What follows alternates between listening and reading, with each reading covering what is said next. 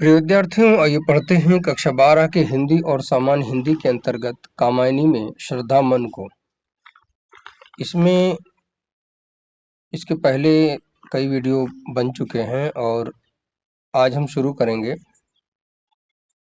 आज का अंश। और वीडियो शुरू करने से पहले निवेदन करें कि आप वीडियो देखते हैं लेकिन लाइक करना भूल जाते हैं। अच्छा लगे तो लाइक कीजिए और यदि अच्छा नहीं लगता है तो कमेंट करके बताएं कि और क्या अपेक्षाएं हैं। तो इसलिए हम शुरू करते हैं आज यहाँ से। और क्योंकि परीक्षा निकट है, वीडियो को अपने मित्र बंधुओं में शेयर करें।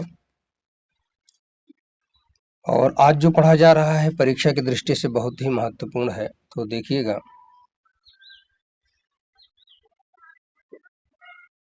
दुख की पिछली रजनी बीच विकसता सुख का नवल प्रभात।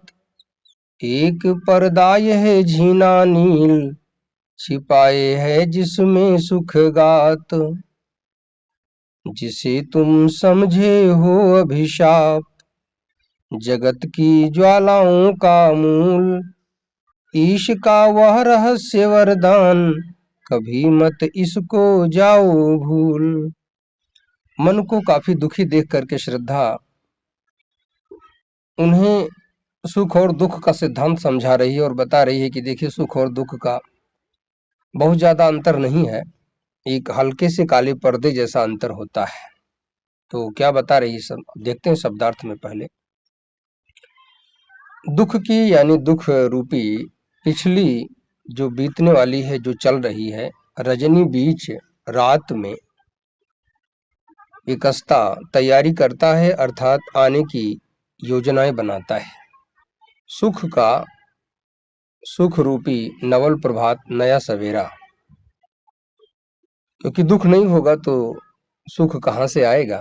तो इसलिए दुख की रात में ही आने वाला सुख का सवेरा अपनी तैयारियां करता है। अब ये दुख क्या है? एक पर्दा, यह एक पर्दा है, एक कपड़ा है। और वो कैसा है? झीना, हल्का, एक हल्का कपड़ा है। और कैसा है? नील, यहाँ नीला लिखा है, काले रंग का। ये काले रंग का एक कपड़े के समान है। जैसे ही पर्दा हटेगा एक पर्दे के समान है। छिपाए है तो उसके अंदर जो छिपा हुआ है, क्या छुपा है? जिसमें, अर्थात जिस दुख रूपी पर्दे के पीछे छुपा है, क्या छिपा है ये देखते हैं। सुख गात, सुख का शरीर अर्थात सुख छिपा हुआ है। और जिसे जिस दुख को तुम समझे हो, तुम समझते हो अभिशाप, अर्थात कभी ना मिटने वाला दुख। एक ऐसा दुख जो कभी नहीं समाप्त होता, उसे अभिशाप कहा जाता है। अभिशाप की एक सीमा बांधी जाती है कि एक जन्म, दो जन्म, जैसे तमाम ऋषि मुनि लोग शाप दिया करते थे ना, तो उसमें बताते थे कि 7 जन्म जब आपको ईश्वर मारेंगे तब जाकर के आप मोक्ष पाएंगे। तो यहाँ ऐसा कुछ नहीं है, ये अभिशाप नहीं है, ये क्षणिक है, कुछ समय रहता है, कुछ समय समाप्त होता है। तो इसलिए अभिशाप समझना भूल है। क्या बता रहे हैं? जगत की अर्थात संसार की ज्वालाओं का, विपत्तियों का मूल अर्थात मूल कारण दुख।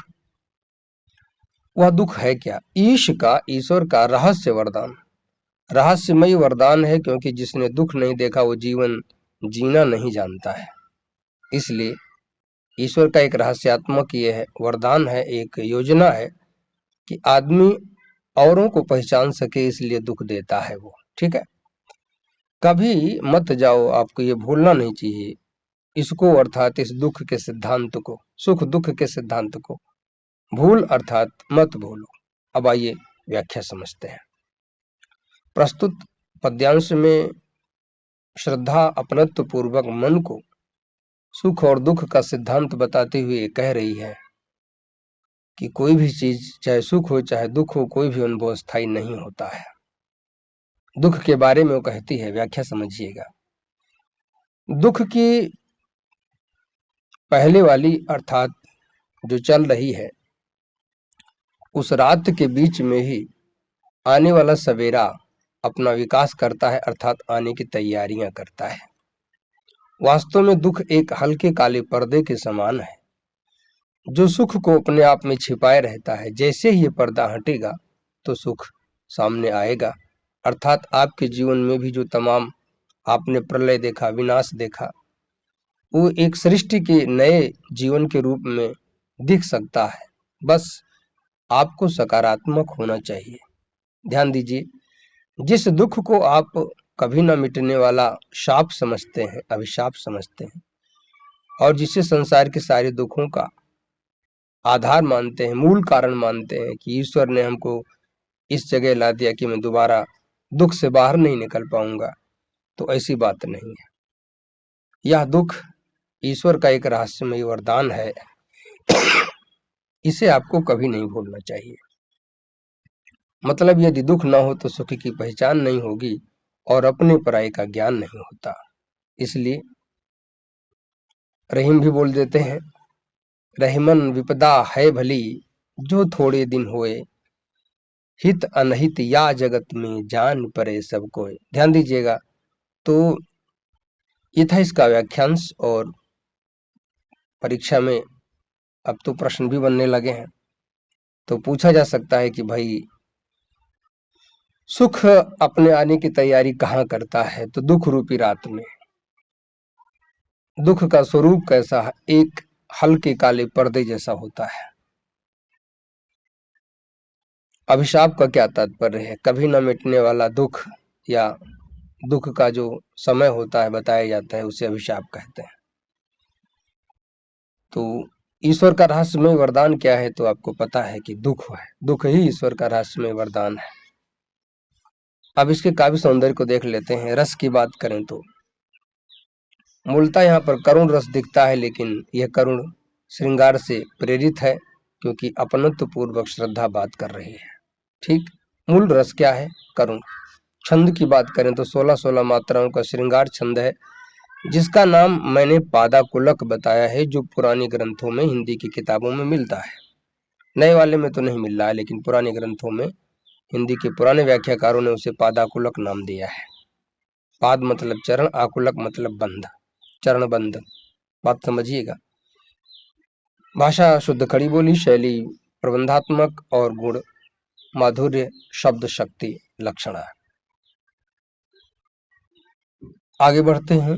लगे कहने मनु सहित विषाद, मधुर मारुत से ये उच्छ्वास, अधिक उत्साह तरंग अबाध, उठाते मानस में सविलास, किंतु जीवन कितना निरुपाय, लिया है देख नहीं संदेह। किताब में संदेश छप गया है, संदेह होना चाहिए। निराशा है जिसका परिणाम, सफलता का वो कल्पित गेह है। जब श्रद्धा ने ऊपर की बातें आपने देखा इसके पद्य में, इसके पहले वाले पद्यांश में, कि इतने अपनत्व पूर्वक समझा रही है, तो मन कुछ बोल पड़े। पहली बार मन को बोलते हुए हम देख रहे हैं। कहने लगे सहित विषाद दुख पूर्वक, मधुर मारुत, सुखदायी हवा के झोंके के समान, ये उच्छ्वास, ये आपके विचार हैं। अधिक उत्साह और अधिक जीवन जीने की आशाएं, तरंग अर्थात उत्साह की लहरें, आबाद निरंतर, उठाते मानस में, मन में सविलास प्रेम पूर्वक। किंतु परंतु जीवन, हमारा जीवन कितना निरुपाय, उपायहीन हो गया है। मेरा कोई सहयोगी नहीं है, मैं अकेले क्या कर सकता हूं। लिया है देख, मैंने इसे देख लिया है, नहीं संदेह, इसमें कोई संदेह नहीं है। निराशा है जिसका परिणाम। हम जिस सफलता की बात करें या नए जीवन को आगे जीने की बात सोचें, उसका परिणाम क्या है? निराशा ही होगा, ये मुझे लगता है। सफलता यानी कि सुखमय जीवन की जो उम्मीदें की जा रही हैं, उसका कल्पित गेह, काल्पनिक भवन अर्थात घर। व्याख्या समझते हैं। तो अब यहाँ पर मनु श्रद्धा से कह रहे हैं, क्योंकि पहली बार मनु यहाँ बोल रहे हैं इस श्रद्धा मनु वाले खंड में। इसके पहले देखा था उन्होंने, बोला नहीं था। जो आपको याद आएगा कि और देखा वह सुंदर दृश्य, तो देखा था ना, बोला नहीं था। यहाँ कहने लगे विषाद। व्याख्या समझिएगा। प्रस्तुत पद्यांश में मनु श्रद्धा से कह रहे हैं। व्याख्या देखिए। श्रद्धा की बातें सुनकर के मनु दुख पूर्वक श्रद्धा से कहने लगे कि आपकी ये बातें जीवन जीने की आशाओं की, सुखमय जीवन की लहरें अर्थात तरंगे उत्पन्न करती हैं, अर्थात आपके विचार मन में एक बार फिर आने वाले नए जीवन का एहसास कराते हैं। हमारे मन में ये विचार आपकी बातों से जागृत होते हैं कि हो सकता है जीवन बेहतर चल पड़े। ध्यान दीजिए, आपकी ये बातें शीतल ठंडी हवा के समान सुकून देने वाली हैं और आपकी ये बातें, आपके विचार हमारे मन में आने वाले जीवन के लिए जीने की तरंगे अर्थात लहरें उत्पन्न करते हैं। लेकिन करूं क्या? किंतु हमारा जीवन कितना उपायहीन हो गया है, इसे मैंने देख लिया है। इसमें कोई संदेह नहीं है, मुझे कोई उम्मीद नहीं दिखती। आप जिस काल्पनिक जीवन की बात करती, जिस काल्पनिक महल को बनाने की, घर को बसाने की बात करती हैं, उसका परिणाम निराशा ही होगा। तो आप देखिएगा वीडियो, थोड़ा 2 बार घुमा लीजिएगा, आपके समझ में आ जाएगा। तो अब बात करते हैं अलंकार आदि की, यानी कि काव्य सौंदर्य की। तो रस की बात करें, करुण रस। छंद की बात करते हैं तो पादाकुलक, 16-16 मात्राओं का श्रृंगारिक छंद जो लिखा जाता है, नाम है पादाकुलक, मैं बार बार चर्चा करता हूँ। अलंकार की बात करें तो इसके पहले वाली में हमने अलंकार शायद बताना हम भूल गए, तो भी उसकी भी चर्चा कर लेते हैं। यहाँ पर स्वभावोक्त अलंकार है और इसके पहले वाले में अगर देखें कि दुख की पिछली रचनी बीच, क्योंकि इसको मैं पढ़ रहा हूं तो अभी याद आ गया, तो यहाँ रूपक, उत्प्रेक्षा और दृष्टांत अलंकार है और मानवीकरण भी है, क्योंकि प्रकृति की बातें की गई हैं और छिपाना इत्यादि प्रकृति का काम है। अब पर्दा इत्यादि जो है वो छिपाता तो नहीं है, लेकिन हम मान लेते हैं, इसलिए मानो ऐसा है तो उत्प्रेक्षा अलंकार है, मानवीकरण भी। तो यहाँ पर जिसे तुम समझे हो अभिशाप, इसकी बात करें तो स्वभावोक्त अलंकार है, अनुप्रास अलंकार है और अलंकार मुझे यहाँ पर कोई दिख नहीं रहा है। कल्पित गेह में रूपक अलंकार हो सकता है, ठीक। सुखमय जीवन रूपी जो काल्पनिक भवन की बात की जा रही है, यहाँ रूपक अलंकार हो सकता है। अब आज यहीं तक, अगले वीडियो में जैसे आप कहेंगे या जो भी आपकी प्रतिक्रिया होगी उस हिसाब से अगला वीडियो आएगा। हम उसमें भी यही चुनेंगे कि परीक्षा में जो आने लायक है हम उसे ही प्रस्तुत करेंगे। तो आज यही